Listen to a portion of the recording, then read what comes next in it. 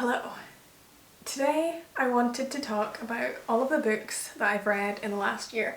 So I have a cup of tea, I have a list of the books that I read last year, and I've done a little bit of data analysis because I could not resist. So I last night sat up and I put my book reviews into Google Sheets and I did a little bit of data analysis, collation. I just wanted to have a casual chat through all of my favourite books, some trends that I have noticed in my reading style. So the data that I actually collected was title of the book and what I scored out of 5, and then I have gone back when I've added it into the table and I've noted down what month I read it in, where I got the book, so either the library or Audible, and whether it was a series or it was a standalone.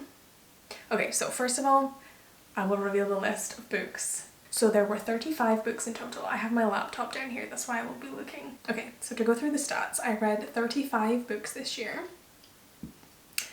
There were 3 5-star books, so I rated all of the books 0 to 5.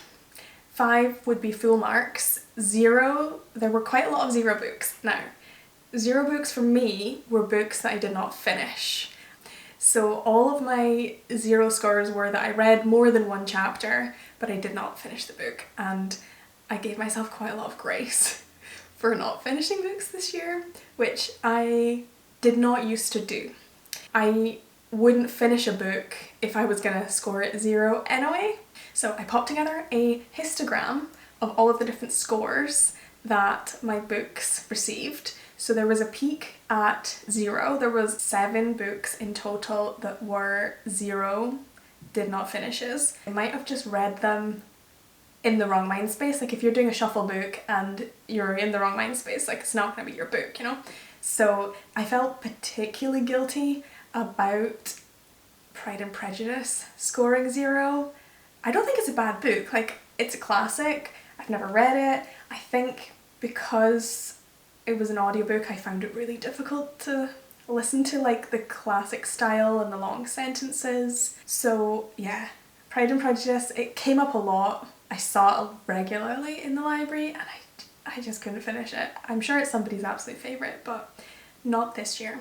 Also Poor Things, that came up as a did not finish. It's coming out as a movie and I like the premise of the book, that it was like somebody wrote it, I think in like the 1800s, it was a Glasgow doctor and it was kind of Frankenstein style. I liked it as a kind of, you know, a Cliff Notes what the book would be, but I didn't get into the writing style and a lot of the misogyny, just like I couldn't get into the book. I was just trying to keep reading a book. I am quite excited for the movie though, so I let myself not finish that as a 0 score to tell myself I was going to be able to watch the movie instead.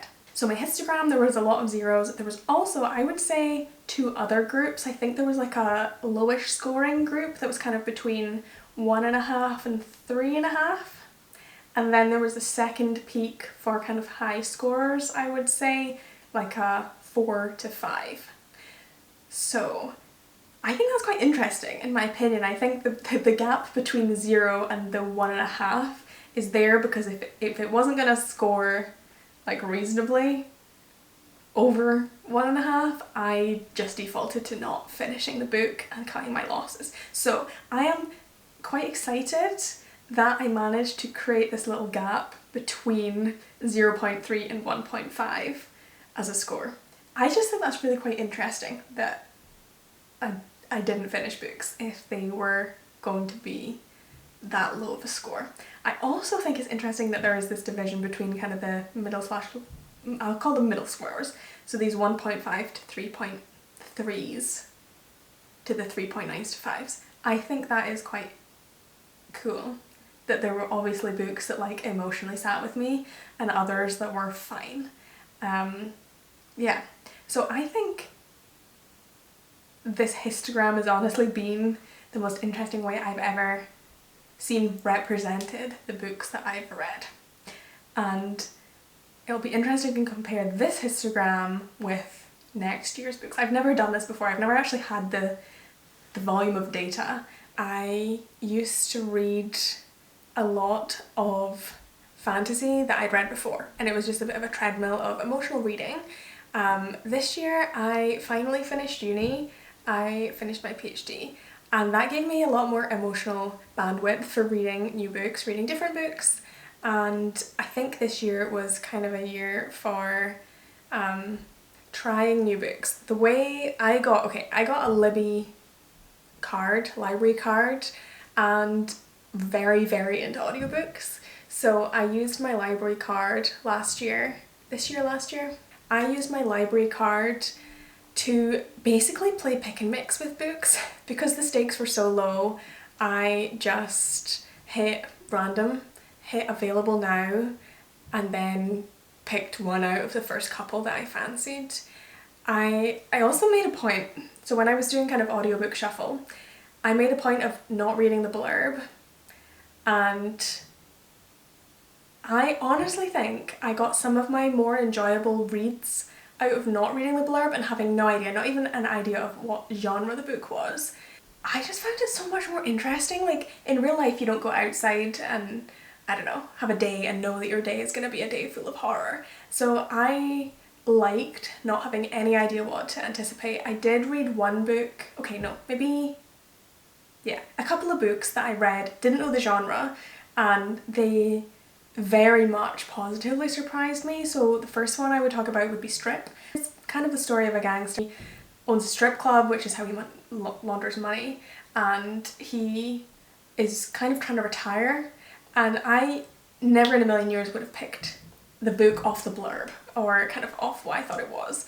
And I think that was the first one that was like, wow, I'm reading a book about a gangster / person who owns a strip club and launders money and has lots of bad things that are gonna happen to him. But like, because I didn't know that there was lots of bad things that were gonna happen to him, it made me much more like present when I was reading the book.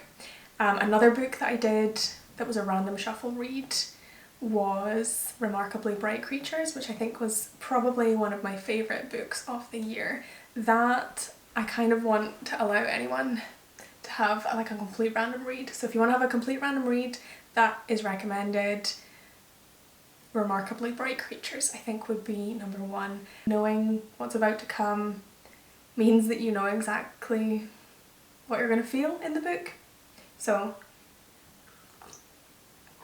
yeah, genre randomness was probably one of the things that gave me the most reading joy this year. And I've never been able to do that before because I had my library card and all of the books were just like borrow, listen to a couple of chapters and return, or borrow and read all the way through and return. Like, there was no money involved, all the books were free. So I completely fell in love with the library for that very reason. The stakes were low, the reading quality was very high. I did do a number of rereads this year, 86% new reads, which is massive compared to previous years. Previous years I know I will have done 100% reread years, which will have been the pits of uni. So like third year of undergrad. I reread The Name of the Wind, which is, I think, possibly like the Bible to me.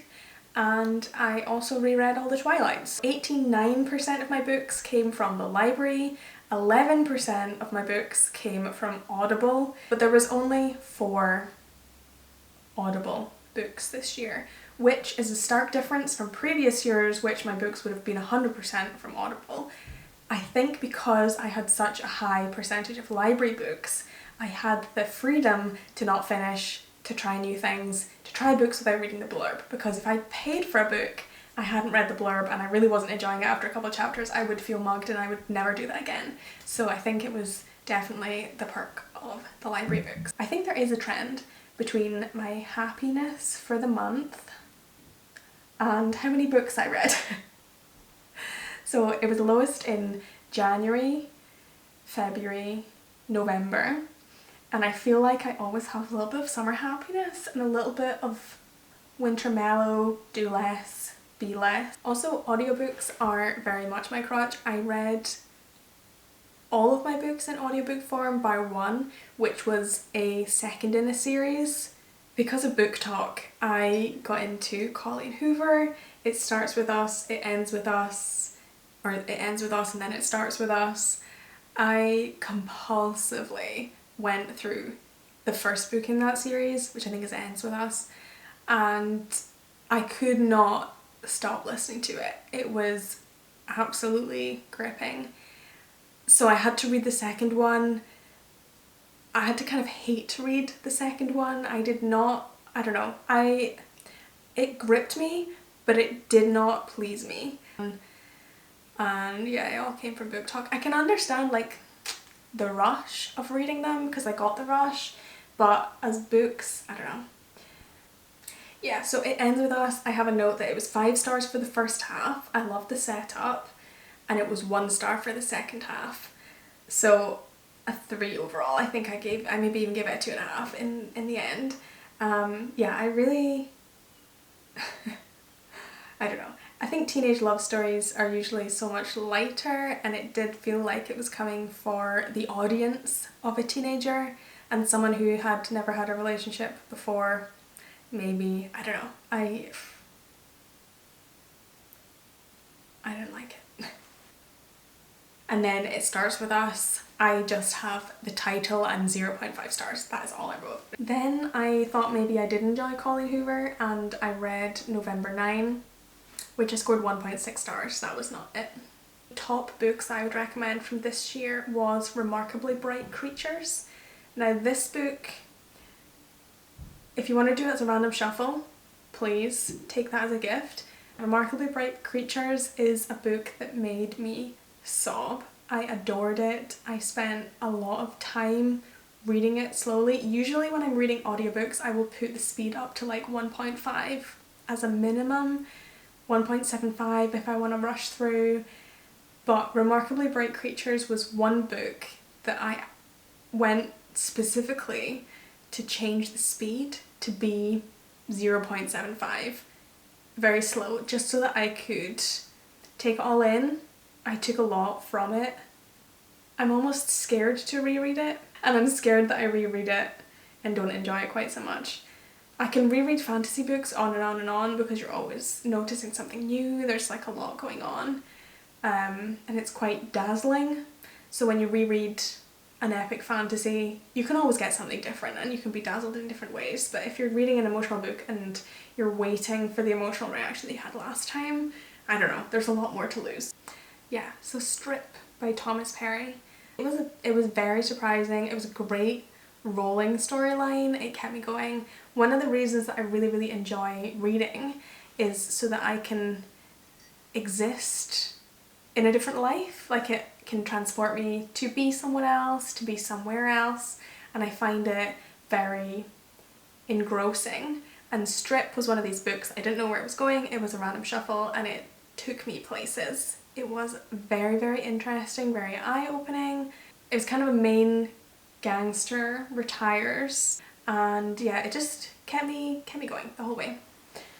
Maybe that's another thing, is people trying to retire. I really enjoy reading books about that. The woman who's trying to retire from the aquarium and the man who's trying to retire from the strip club were probably some of the most joyous books. Yeah, maybe older main characters is something that I should follow up on. Okay, yeah, conclusion from that is that I should follow up on having older main characters. Demon Copperhead was another book that I would recommend for the whole being able to immerse yourself in someone else's life, someone else's mindset. That was really good for that. I didn't realise, because it was a random shuffle book, that it was based on a classic, David Copperfield. I have never read David Copperfield, and I didn't know until I went on Goodreads and then figured it out from the reviews. But that was a really good book for me. David Copperhead, I don't think I would have picked it up if I'd known what it was, or if I had known the genre. It's kind of like a life story, and that, well, like a fictional life story of someone who kind of starts off in a not great place, and maybe a tragedy, maybe I'm describing it too much. Yeah, Demon Copperhead, I loved it. I probably want to maybe wait 5-10 years and then reread it because it stayed with me for a very long time and it was very immersive. So my reading goals for next year I think would probably be going about it in the same tact, reading a lot of library books, reading a lot of random books, or at least books that I think I'll like without having read the full blurb synopsis. I think I want to keep my percentage of did not finish quite high. I think that was freeing for me. I would be happy if I had like a really, really massive did not finish 0 out of 5 pile, but also like a pretty good spread for like 4s and 5s. That would be peak for me, I think. Reading 35 books for the year was very high for me. I'm quite excited by that, and I am absolutely in love with the library. If you're in the UK and you have not, download the Libby app, add in your library card number. Sometimes you can just get a library card number by signing up on like the local council website for your library card, and they will give you a temporary or like a online card number while you're waiting for your physical card to come through the post. And I don't know why councils would not want people to sign up for a library card. So yeah, do it. The more people that have library cards, the more reason there is to well fund libraries. So next year I will continue library booking, random shuffling, and not reading to the end of a book that I am not enjoying. I took absolute joy in nerding out over my data. So I hope you enjoyed my little reading roundup with some data analysis, and I will catch you in the next video. Bye!